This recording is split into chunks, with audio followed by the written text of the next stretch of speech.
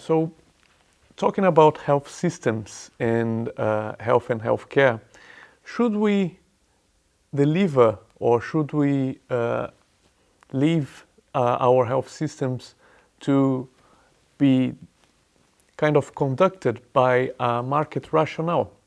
So that's a question that is always there. And we will try to explain and try to explore a little bit on this issue of the health and healthcare market. So I have here 3 quotes from literally different times, different moments in time, from scholars that would try to defend the idea of why or that we should actually go for a market approach towards health and healthcare. So, for example, Lee in 1960 would say, nothing differentiates health from other commodities.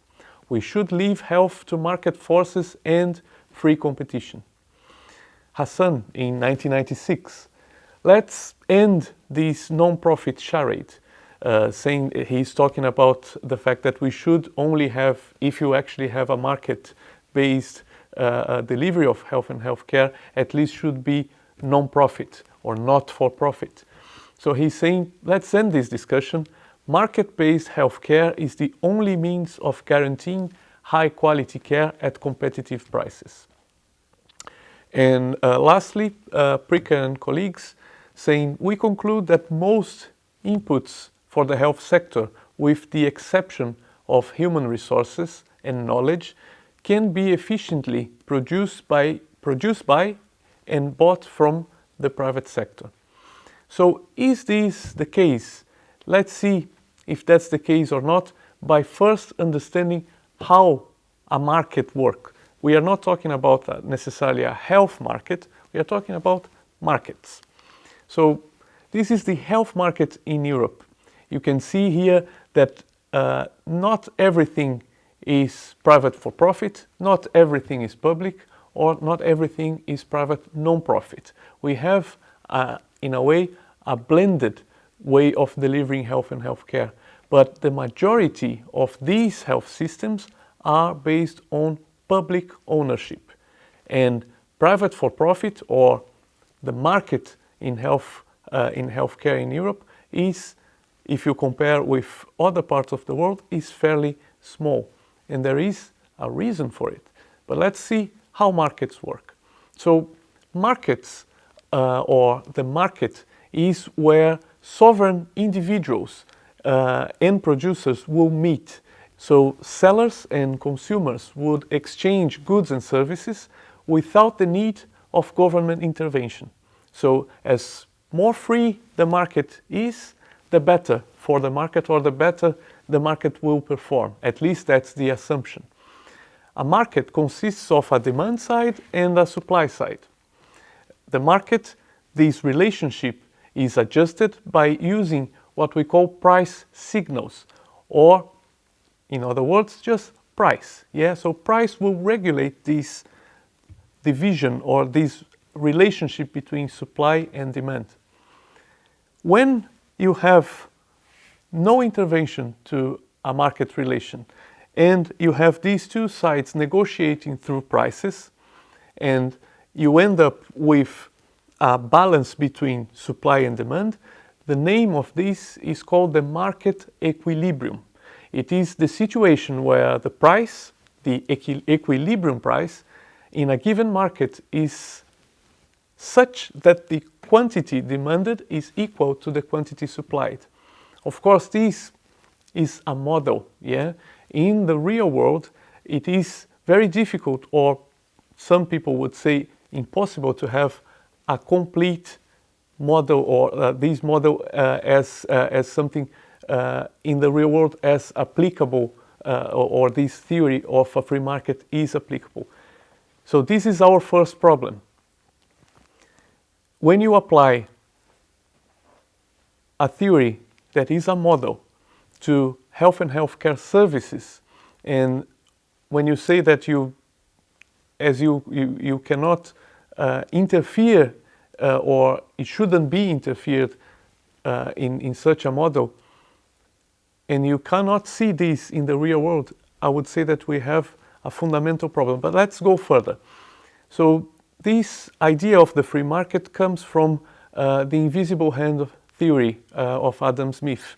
So he would say that when you have no intervention, you have what he calls perfect competition. It's a market with no intervention or regulation, either by the state or even by other agencies or actors.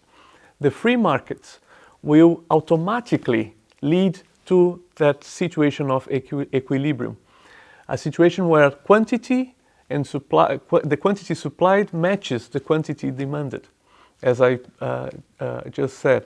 So this invisible hand theory, or the idea that a free market will actually act and regulate supply and demand, was from the Wealth of Nations in 1776.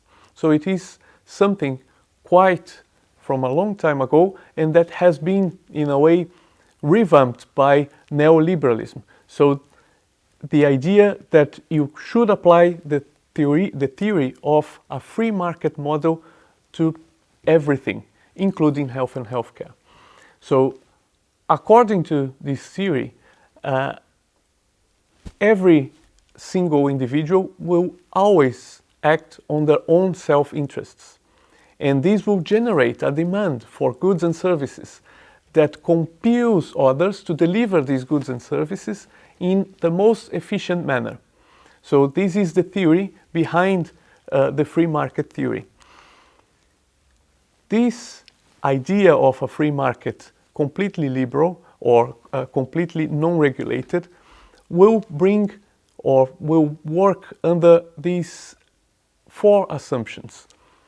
A market will be effective. So it simply means that production or consumption of goods or services will yield satisfaction or utility. A market is efficient. It will be concerned with maximizing social benefits with the resources available and minimizing costs for any kind of benefit. So this efficiency we can then break down into allocative efficiency or social efficiency and operational one. So it will be when you have an activity that is worthwhile doing. So it describes a situation where resources are allocated and commodities distributed in a way that will maximize social welfare or social satisfaction, if you like. Operational efficiency will be what judges what is worth doing the activities. So what is the best way of providing them? So what is the best way of producing, in this case, health and healthcare? It describes this situation where producers produce a given level of output at a minimum average cost. This theory argues that when you have a perfect competition, will be always allocatively and productively efficient, meaning that is the best way of taking or getting more of what you are investing. So if you have your investment, in this case in health and healthcare, you will maximize your resources by applying a market or a market logic. So it will reflect the consumer demand, and the way that this market will change will be in response to the consumer preferences, the allocative efficiency. Markets provide the incentive to providers to be as more cost-effective as possible in order to undercut competitors. So this is the operational efficiency.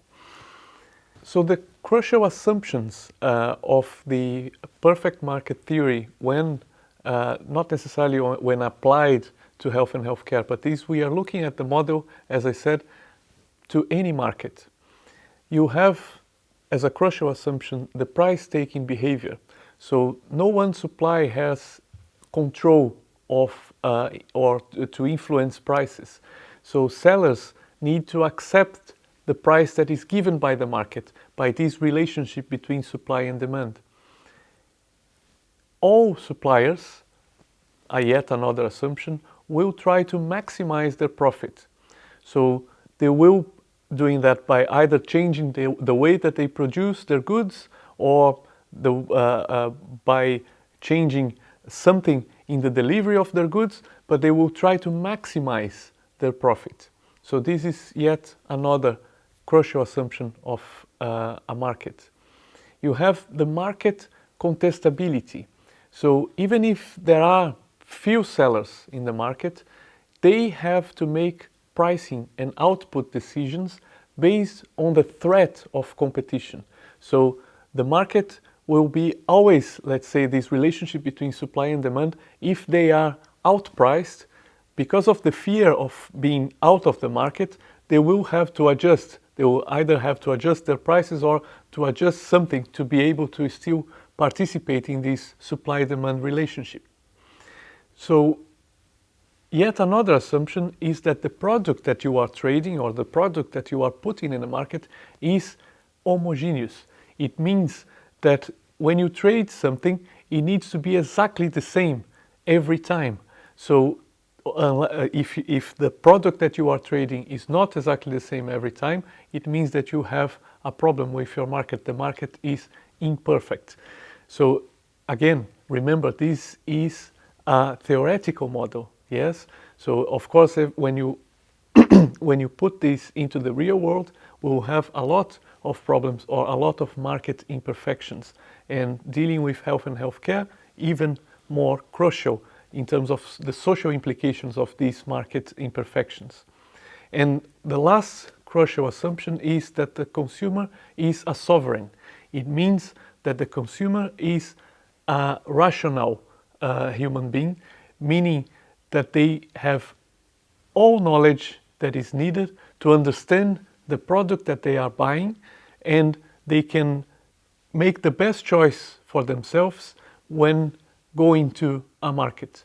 When we apply this to health and healthcare, it means that anyone accessing this health and healthcare market will have all information needed to do the best or to make the best option of healthcare.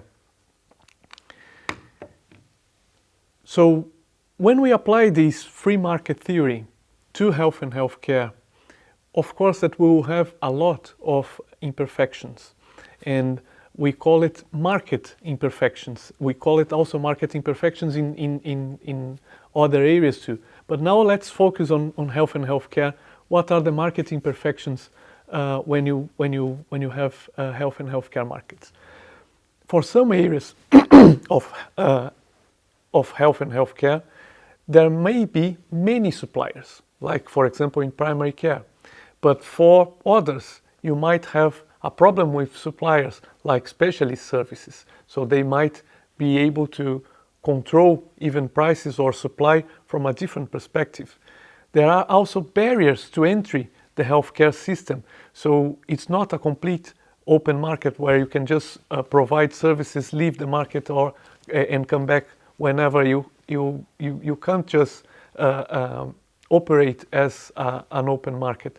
So the restriction, for example, the restriction in the number and size of medical schools, they require for licenses to allow doctors, nurses to work. So the high fixed costs to keep health investment and enter the market, and also other costs. So it's not an easy or very simplistic, it would be a very simplistic assumption that you can just enter and exit this market as you like. And also many healthcare products are homogeneous. However, most of the healthcare services provision are by nature heterogeneous.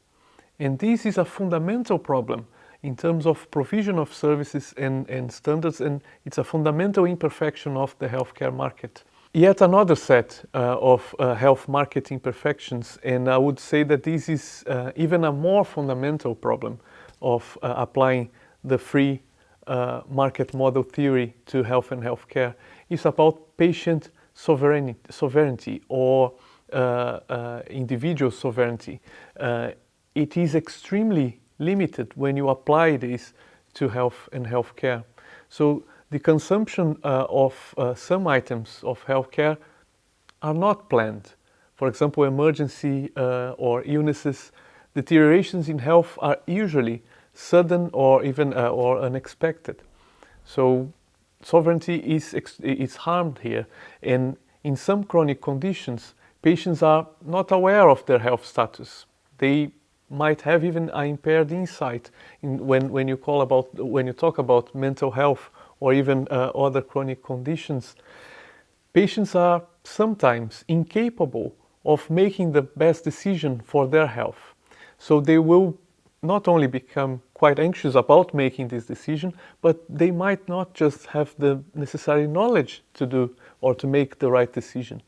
So not only when you talk about new treatments, but even treatments that are well established and well known.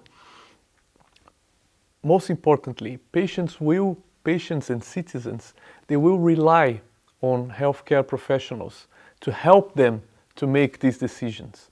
So they will give this decision-making power to someone else. So one of the fundamental understandings of the health market theory is that as a rational human being, you are able to participate in the market and make the most rational decision. In this case, you will have to delegate because you are not necessarily a medical professional, so you will have to delegate this decision to someone else. So you do have a fundamental problem with this model or with this theory that the free hand of the market will be able to adjust the problems when you put in the real world. So patients will find quite difficult to see or to judge the benefits of healthcare. Sometimes you might not be happy with what the doctor is saying to you. You might have to change your behavior. And so it will very likely not come from yourself. It will have to come from someone else. So sometimes patients also face hardship in evaluating and comparing even the quality of healthcare services. For example, you might have a really nice hospital with nice dependencies, a nice room, but the quality of the healthcare provision, how can you actually know if the quality is good or not? Someone else, or you either have the knowledge to judge, or someone else will have to show you that the quality is good or not. You cannot judge by the quality of the room, the quality of the care that you will receive. So the free market theory, when applied to health and healthcare, will have imperfections. And these imperfections are crucial or will have a direct effect in the provision of services and even in the inequality of health and healthcare in whole populations. So we will explore further what are these market imperfections or what are each of them. This was just for you to have a good understanding of what this free market model is, because we hear the whole time, oh, the market should be free as as less regulation or as less the government stands to this to a market, steps up to a market, the better. And in this case, when we look at these imperfections of health and healthcare markets, this is not a good excuse, but it's the most rational decision to governments to step in and actually to regulate heavily the health and healthcare market, because the imperfections are just, the risks are just too high to expose your population to a complete free health and healthcare market.